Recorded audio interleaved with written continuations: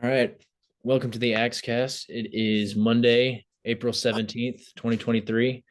I am here with Eric. It's just Eric and I today. Luke is not able to make this AXCAST. I think this is going to be our first time since like the first one, right? That Yeah, no Luke. With Luke not being here, we'll just keep it strictly game one reaction. Grizzlies lose yesterday afternoon to the Lakers. The final score indicates that it was a blowout, but it was really a lot closer than that. Yeah, Eric. Like I said, we'll just keep it just game two reactions, but take it away. yeah, it was like you said, the final score does not indicate how that game was.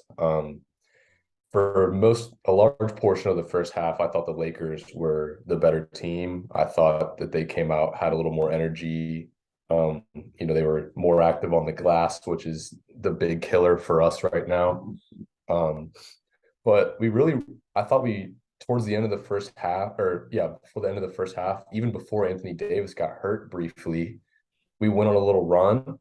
Our bench, gave us a little momentum, and we had a 6 point lead at the half, which like we were down, I think, as many as 10 or maybe even 13 in the first half. So going into halftime being up six, just it felt like the game just completely flipped into the Grizzlies' favor.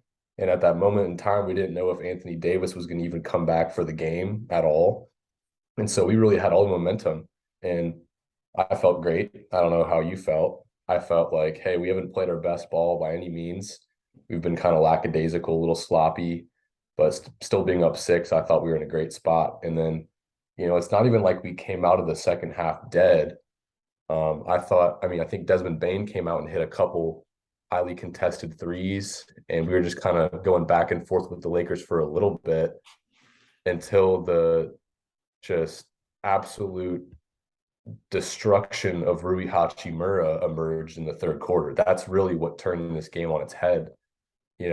Looking here at his third quarter, he was 4 for 4 from three. And that's a 28.5% 3 point shooter.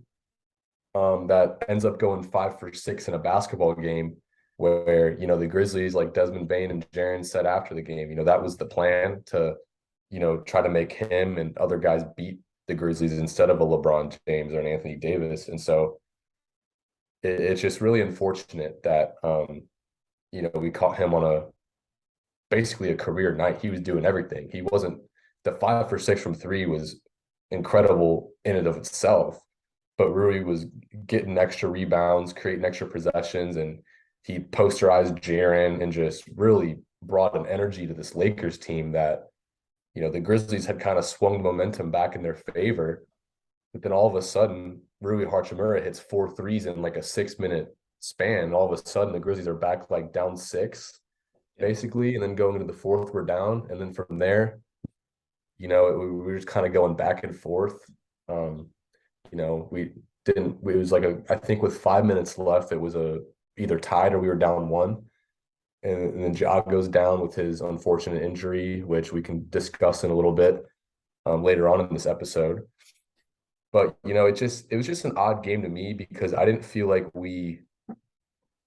I feel like maybe we didn't deserve to win, but I didn't think we just played like horrific. And like I'm not concerned about how we played. It's more of just like Hachimura just went bananas on us. I thought we contained LeBron James about as good as we will. If you go into a game and tell me that we're going to combine Anthony Davis and LeBron, we're going to hold them to 43 points. We're going to take that, right? Like we did our job there. Like Anthony Davis was very active on the defensive end and he was, dominant early on offense, but we still kind of contained him. It was just the Rui Hachimura and Austin Reeves show. Down the stretch, I was a little concerned with how we just kind of threw in the towel and gave up. I think once LeBron hit like a three to make it a 7 point game, and then I think Austin Reeves hit like a floater and then another three. And at that moment, we just gave up and just let them get like 2 or 3 straight steals and fast break dunks. So Yeah. that was a little concerning. But I mean, it sucked in the moment. I don't know how you felt afterwards, but it was just a weird feeling knowing that uh, if we played them 7 games, I don't think we'll ever see an outcome like that from the rest of the role players on the Lakers. If we are able to hold AD and LeBron to the extent that we did, but just the dice did not roll in our favor last night. It was a pretty wild game, and it hurt for sure. Yeah, definitely hurt. The reason that we're not talking that we're talking about this now and we didn't talk about it last night is because I could not muster the strength to talk about this loss. Um, it was just too depressing to be able to talk about this loss, and the fact that it's just like it's the Lakers, it's the David versus Goliath, Los Angeles versus Memphis. Not it's not the best comparison because like we're his during the regular season at least we're a better team, but at least how the media portrays it and everything. But anyways, what you're worried about with this Los Angeles team, and we touched on it the last time we spoke, is you're worried about the whistle and how that's going to go. Is it going to go? We know, and like I think I pulled up the stats of like, the opponent's free throws and how much the Lakers have shot way more. It really wasn't the case in this game. It was It not. it was really not. And of course, me being a biased Grizzlies fan, I thought there were some calls that didn't go our way, and I thought that the Lakers were getting more of a call. But then I was really surprised. I'd be checking the ESPN app, and the numbers weren't really validating what I was thinking. I was thinking that the Lakers were getting more calls, but then I'd go and I saw that we actually had less personal fouls. So like it was, like the stats weren't really backing up what I thought to be perceiving. But what the stats did back up, what I was thinking, is the massive rebound deficiency that I think it was minus 11, which is what we expected. We knew Anthony Davis is going to be playing volleyball against the backboard, and that's kind of what happened. Rui Hachimura, same thing. Um, and the same thing, and another thing that from the stats that validated what I was saying is the blocks. Now I don't know about you, but I felt like every single shot for like a 3 minute span in that second quarter was just chase down blocks from Anthony Davis and LeBron James. Like Bane got swatted, Tillman got swatted a couple times. It just felt like, yeah, Santi got, yeah. It was just, it was not, it was just so frustrating because I know like we're better than this Lakers team. Yeah. And although we didn't play like it, and that's really kind of what the point that I'm making is while it hurts to say the Lakers were the better team on Sunday afternoon, and I don't think that's how the rest of the series will play out. We'll see with Ja, as we alluded to, but I still think. I mean, okay, all right, we'll go into this. Ja had flashes in that third quarter, really, when he had that like y'all can't guard me after his floater and Lakers timeout and everything. He had his moments Yeah. and flashes, but as a whole, Ja really didn't have it on Sunday. And I think this is my personal opinion. I think the best player on the floor on both teams probably was Jaren. I mean, Yeah. I definitely for the Grizzlies at least. Jaren was It's either definitely, him or AD. They both were yeah, going like shot for shot with each other. yeah, AD was a little more impactful defensively than Jaren usually was or usually is. So you can argue AD yeah. had the slight edge, but Jaren was literally single-handedly keeping us in the game. It was, and it was one of the things I think I sent you all my notes. One of the things that I wrote down is Jaren Jackson Jr. has arrived.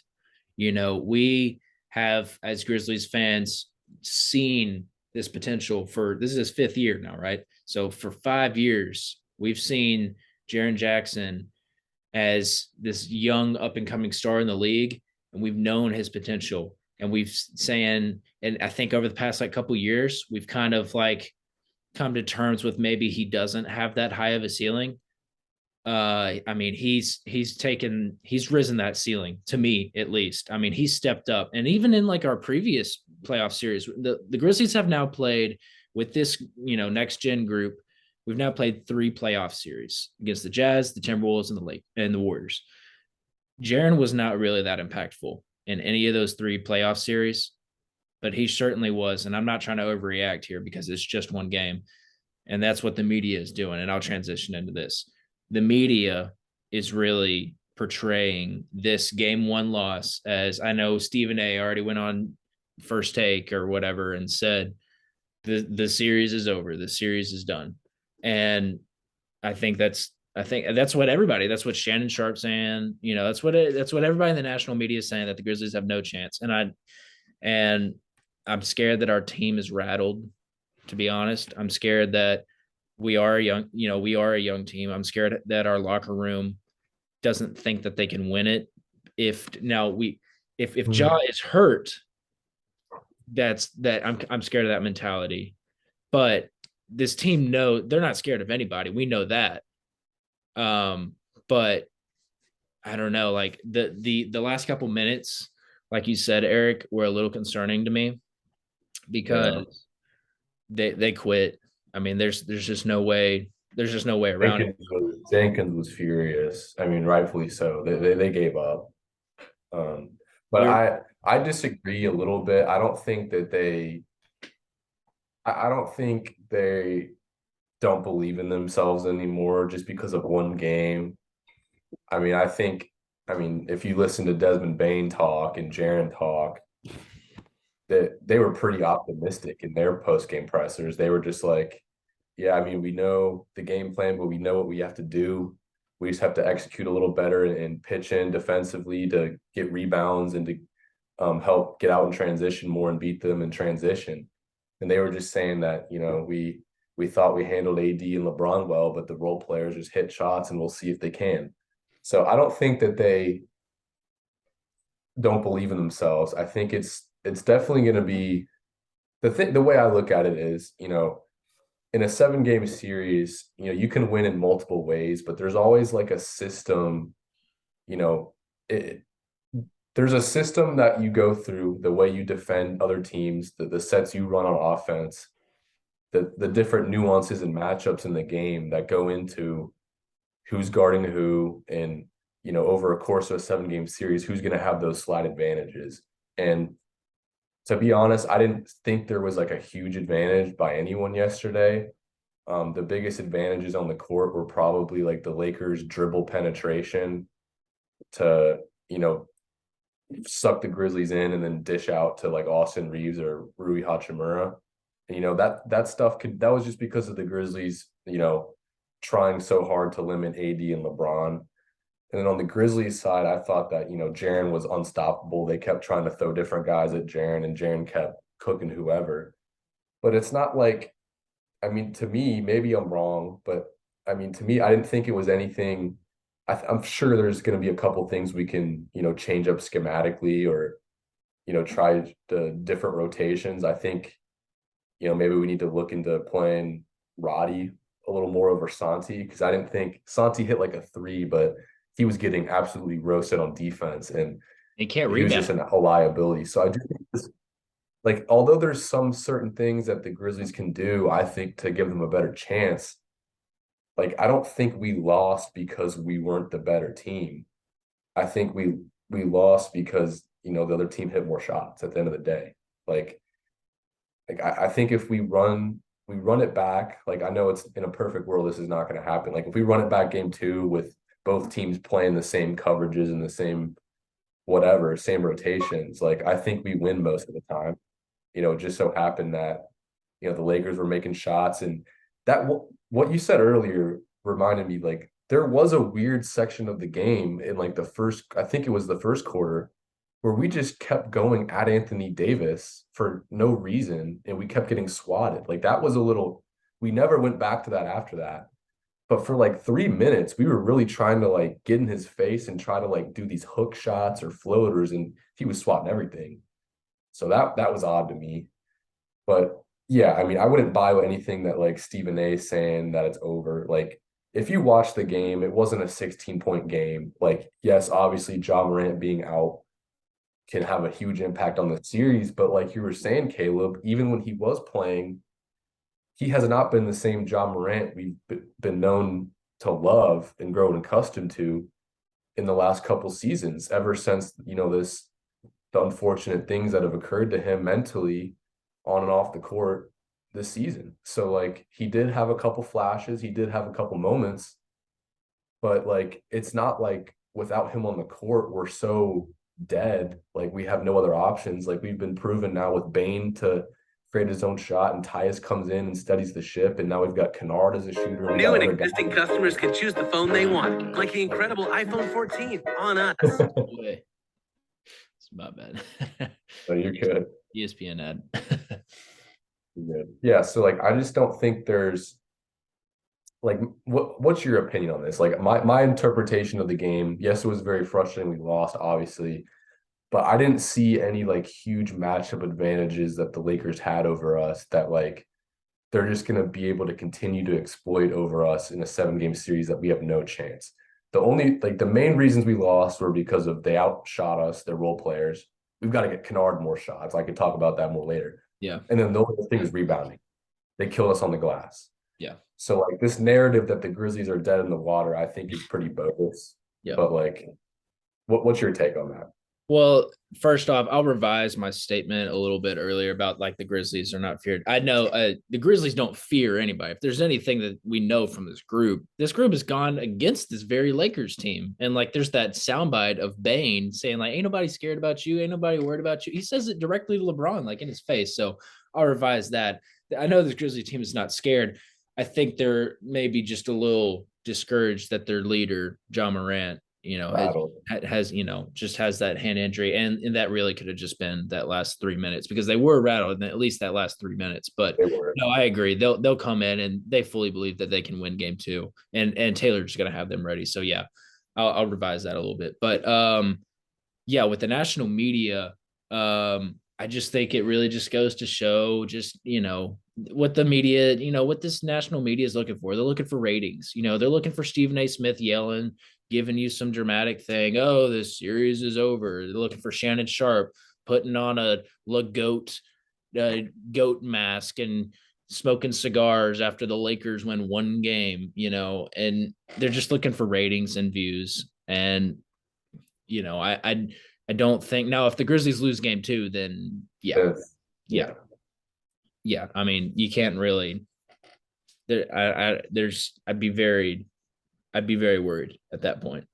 But what was the other thing that you were asking about? You said the thing about the media, and Like, then did you see, like, in your opinion, did you see anything in the game that like was like very concerning to you with like whether it's a specific matchup or like something that the Lakers have like a severe advantage over us that like we really have, that they're going to be able to consistently have over us? For me, it's just like rebounding and just their role players outplayed ours.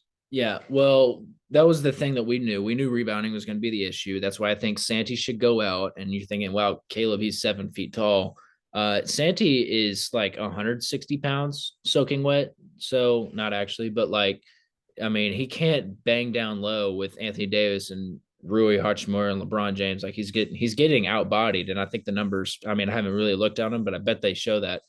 And, I just have like this vivid imagery in my mind of Santi looking like a deer in headlights, stumbling over himself, trying to throw a hook shot over Anthony Davis in the middle of the lane, and it just catches nothing but air. That was terrible. And so I think Santi needs to go. But as far as matchups, the thing that's at least me personally, I was worried about is like who's going to guard LeBron, and because Dylan's inevitably going to get in foul trouble, and we'll get on. And I'll talk about Dylan in a second, but I loved Roddy. I loved Roddy on LeBron. So Dylan on LeBron, and when Dylan inevitably fouls out, and we got to bring somebody else in, I think Roddy coming in will be great.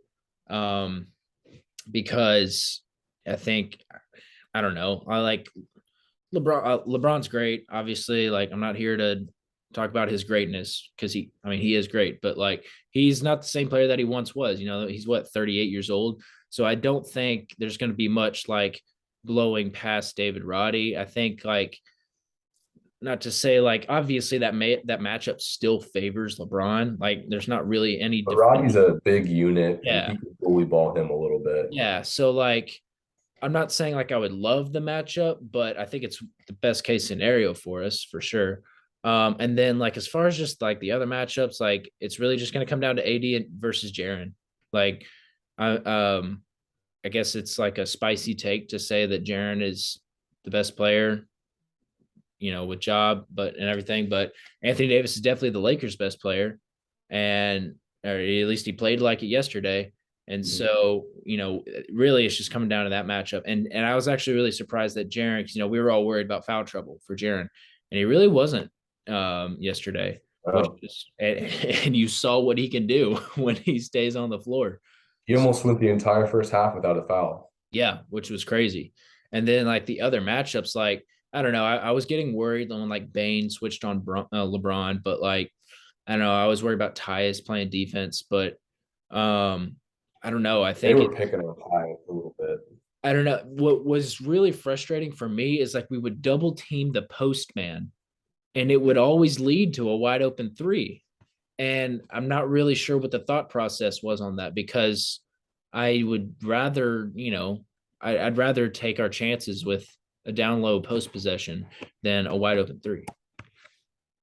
Yeah, it's definitely the trade-off, the big question mark that the Grizzlies are going to have to try to figure out. I think just like the Lakers started doubling Jaren, we threw multiple bodies at AD and occasionally even LeBron. And then that would lead to, open Rui Hachimuras, which on paper should only go in about 28, 29% of the time. But last night it went in 5 of 6 times in very timely moments. And then Austin Reeves as well. So it's just tricky because if you take game one literally and you overcorrect and then you try to respect Reeves and Hachimura a little more and try not to give them as much space, then you're just opening the floodgates for Anthony Davis and LeBron to, instead of combining for 42 points, they can combine for 60 plus. So it's just really, it's a matter of whether the Grizzlies want to try to go small and, kind of play the same style we did yesterday, where we're giving up threes to the role players and we, play canard more and try to get more 3-pointers ourselves. But it's just it's tricky, right? I think I don't mind that, trying to play that way again another time, but it's just because like if you're gonna tell me that Rui Hachimura and Austin Reeves are gonna beat us in a 7-game series, like I guess I'll take that. Like if you just tip your hat at that point. Yeah. But like LeBron James and Anthony Davis are by far the 2 best players on the Lakers. And I think if we get any chance to try to, stop them or slow them down at least, I think we got to take that.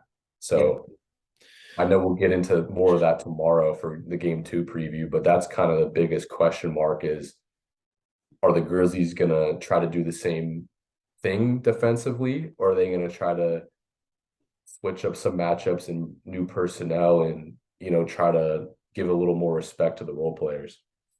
I thought it was an interesting lineup that Taylor threw out there. It was it Ja, Tyus, Kennard, Bane, and Jaren? Like super small lineup, like a lot of offense. And I said I was watching with my dad, and I told my dad I was like, this is a risky offense, risky lineup that Taylor's throwing in there right now. Like if we're not getting points, this team's going to get killed on the defensive end, killed on the glass. So if it doesn't pay off on the offensive end, then it's not going to go good. And actually the lineup I thought handled itself somewhat well, and it was short lived. But no, I agree. I'm interested to see how Taylor changes his schematics defensively moving into game 2.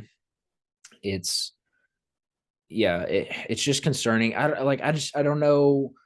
I just don't know how to fix the rebounding issue, and it's just so apparent. And the other thing, the total rebounds, 45 for the Lakers, 34 for the Grizzlies, 10 offensive rebounds for the Lakers, 6 for the Grizzlies. And the blocks too, this was killer. 11 blocks for the Lakers, 2 for the Grizzlies. Yeah. I mean, it's just everybody's taller than us. And when Jaren is like having to be the number one guy on offense, then he can't be as impactful defensively because he's working his ass off on one end of the floor.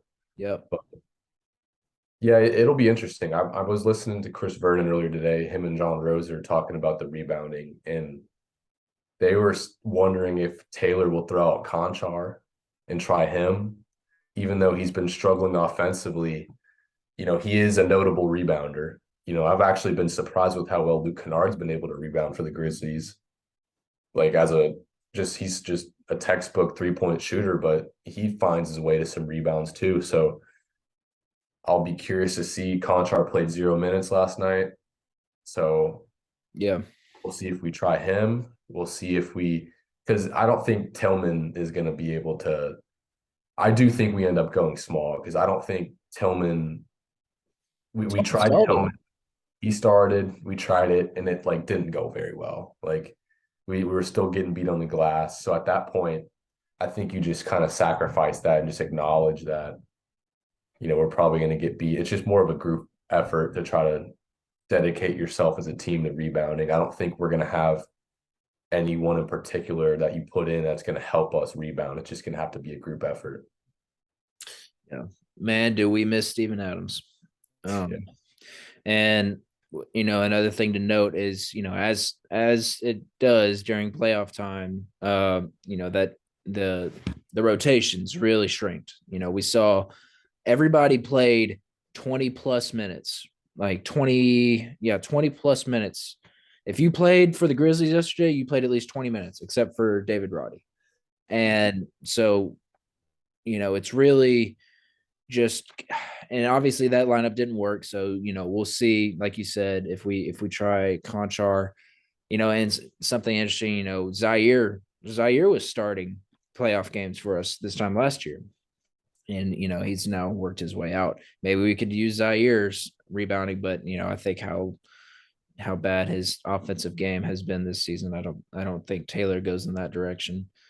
But it's I don't know, man. But don't you just get that vibe that we lost? I don't feel terrible about how we played. I think we just got beat. I didn't think we blew the game. I didn't think anything crazy.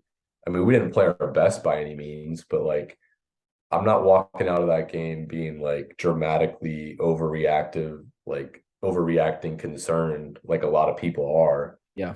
I think just we're going to have to find a way to rebound and, tinker with a couple things to try to give us a little tiny bit of an advantage. And I want Luke Kennard.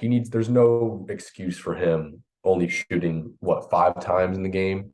He needs he needs more attempts, period. Yeah. We find a way to get our best shooter the ball. And 100%. Because he only had 1 3, right? If you're telling me going in this game, who has more made threes, Rui Hachimura or Luke Kennard? And not only is it Rui Hachimura, but it's Rui Hachimura by a lot. I mean, that's crazy. And he didn't have his best shooting night. He only took 4 threes and made 1. So for him, that's a bad night. If you give him 3 more attempts, he probably goes 3 for 7 or 4 for 8 or something. Yeah. So he needs to have more than 4 attempts. There's no excuse for that. Dylan shooting 9 threes should never, ever, ever, ever, ever happen again. That he was doing that in the first quarter, and I was like, here we go again. Flashback to the Warriors series. Yep. He cannot be – those have to be Luke Kennard shots every time, at least when Luke's on the court. And if it's the starting lineup, then Dylan, you got to pass that up, dude. I'm sorry. I repeatedly said, I was watching with my dad. I said, We can't let Dylan keep shooting us out of playoff games. Enough is enough. This bum has shot us out of playoff games before. Why is nobody telling this guy to stop shooting the ball? He can't make them. And if you can't make them, give them to somebody else. Yeah, I mean, I with Dylan, I thought he played pretty good defensively on LeBron. Yes. He had a couple nice hard drives to the lane, which I like. I endorse Dylan when he Yes. dribbles in a lane, slithers through, and gets to the goal. Perfect. That's what he is good at. But he's never been a good 3-point shooter. And in a pivotal playoff game, I guess it's game one, so maybe not pivotal, but we're in the playoffs now where we can't waste any possessions. Yep. Every possession matters. Every possession counts. Yep. Just he cannot have 9 threes. You can't go 2 of 9 from 3 and 5 of 13 from the field. But it's so like, gosh, we do this every single time. But like, besides the 3-point shooting, Dylan had a great game. I thought he played good defense. And yes, I mean, he gets called for fouls, but that's just how Dylan is.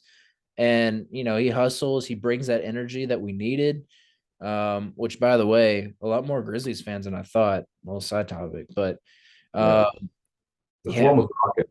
yeah, I was worried that it was gonna be like 50-50 Lakers fans, and I wasn't there, but at least from what I saw, it seemed like a lot more Grizzlies fans. So that was cool to see at least. But man, it was tough. I I was just so bummed out the rest of the day yesterday, and I woke up feeling a little bit better, but I don't know. This news with Ja, I feel like I've gotten 4 different notifications on my phone about like Ja might play. I'm like, I know I've seen this notification like 4 times. Somebody tells me Honestly, he's gonna play. it might be for the best if he doesn't play or if he does play to come off the bench. Yeah. Because this, like, again, we all love Ja, but like this has clearly not been the same player No. that we've known. And he just has too many careless turnovers, like just head scratching turnovers, and he's just not as efficient of a scorer as he usually is. He has not played with the same mentality that he used to play with, and it's sad to say. And I don't think many people are talking about it. I don't think anybody outside of like anybody that watches the Grizzlies every game is talking about it. But I don't think he's got that same edge that he's had. And it's sad to see, as and then I mean, of course, like he's still being aggressive. Like he's still job, but I don't know, man. When It's Anthony Davis is down there, like he just doesn't have the same, I yeah. don't know whether it's confidence or like touch. He's I just getting smothered down low every time. It's weird. Like, I don't know. Like, yeah, like, I don't know. I don't know if I can really describe it. Like, he's still playing aggressive and he's still sacrificing his body. And this is, the risk that you take being a John Morant fan that, he's going to put his life on, he's going to put his body on the line for his team every game, each and every night. And we saw the repercussions of that in game one. But I don't know, man. Like, it just hasn't been the same. And I haven't looked at the numbers, but I think they would indicate the same thing. So yeah, it's Yeah, I mean, last night it looks better on paper than it really felt. I mean, he did have 6 turnovers, which is the big problem. He was 8 for 14. he was throwing lobs when they just weren't there. I mean, I felt like I saw 2 or 3 lobs to Jaren, and it was not there. Yeah. I mean, 8 for 14 isn't as bad as it felt. I mean, Desmond Bane was 6 for 18. Jeez. That was Dez has got to be better. I mean, he 22 points, but that's an inefficient shooting night for him. We've been waiting for that Dez from the beginning of the season to come back. Yeah, he had some good moments. But again, he's just not as consistent, I don't think, as he's been. I'm not like bagging on him or anything. I have all my confidence in the world in He Dez, had but that great third quarter. He was the only reason we didn't get smoked in that third quarter. I mean, we still got beat in the third quarter, but it would have been worse if we didn't have Bane. yeah, I just looking at the box score, like Tyus needs to have more than 7 field goal attempts The ball moves so much better when Tyus was out there, way more than when it was with Ja. And I know they said that at the beginning of Vernon too, but like the offense felt so much like I felt way more confident in our offense. I'd be like, I have more confidence that we can get a bucket on this possession because the ball is moving when Tyus is out there. There's just no winning basketball game in which Dylan Brooks should have more field goal attempts than both Tyus Jones and Luke Kennard combined. That can't happen. Yeah, I agree. I agree. It's it's rough. We'll see how the Grizzlies adjust. Thankfully we get some rest. I'm sure it was LeBron's doing and getting like 3 days rest. I'm sure he made a direct call to Adam Silver so he could rest his 38-year-old body, but it'll actually help us in the case of Ja, with his hand. So, but yeah, man, we'll see. Any other big takeaways or points you wanted to get to? Just that the fact that like they spent the entire halftime report. Oh no, Anthony Davis is hurt. Oh no, oh no, what are we gonna do? Anthony Davis is hurt. Oh, actually, he's fine. He's playing. He can't move his arm. Oh no. And then everyone at half is like, "Oh, doesn't count. Yeah. AD was hurt. Doesn't count if the Grizz win." And then when Ja gets hurt, it's like, "Oh, Lakers own the Grizzlies. Yeah. Grizzlies are fine in the West." But Like, if doesn't matter. AD was hurt, then Yeah. it'd be like nobody would talk about it. Yeah, man. It's Frustrating. I've hated the amount of attention that has already been going to this series already. I think it's gotten the most attention out of any of the playoff series. Maybe the Warriors Kings series, especially now that the Kings won. But yeah, it's been frustrating. For sure. We'll see how the Grizzlies react. Game 2 is on Wednesday night. We'll be back probably tomorrow with a Game 2 preview. We'll look ahead. We'll talk more about what we can expect, and maybe even touch on the rest of the playoffs a little bit as well. But yeah, anything else you want to say, Eric? I think we covered it. I mean, I'm definitely not as pessimistic. I mean, I wasn't even pessimistic yesterday. I just didn't feel good. Like, Yeah, just didn't even want to think about the game. Just wanted to flush it. But after today, I feel fairly confident that we can and will win game 2. And from there, hey, we're right back in it. But as long as our team has the belief, I definitely feel like, we'll be fine. Yeah. No, and like what I was saying when I was watching the game, I was like, I know that the Lakers have, gotten, ever since the trade deadline, and they've got basically their new team that they've been having success. But what I kept saying is we were better than the Lakers all regular season. We played like it. So hopefully we can prove it again hopefully we can prove that on Wednesday night. So Yep. All right. Signing off for now. This has been the AXCAST with Caleb and Eric.